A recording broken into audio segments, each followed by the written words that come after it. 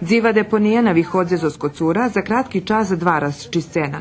Hraždanje Kocura možu na tih povrchnosoch rucac ljem rošljinski od rutki, a budovateljni drugi muša odvožić do Vrbasu.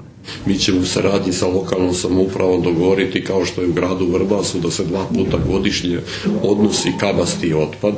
Znači, nešto što smo u razgovoru sa lokalnom samoupravom, da se u narednom budžetu planiraju sredstva, jer mi u gradu Vrbasu za sad to standard radi besplatno 2 puta godišnje, pošto će se obaveza preneti na sva ostala naseljena mesta. Kocurci maju problem i s fekalnim odrutkami z septičnih doljinoh. Často volaju privatnikoh, vlasnikoh cisternoh, že bi im rišeli problem, poneže u Sluhi cisterni javnoho komunalnoho podprijenstva standard dragši.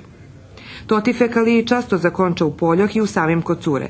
Direktor standardu i tu vidzi rješenje, takže šitski vlasniki cisternoh budu mušic potpisac kontrakt zo standardom i vožic fekaliji do kanalizaciji do Verbasu, a mesna zajednica bude provadzici kontrolovac odvoženja od rutkoh.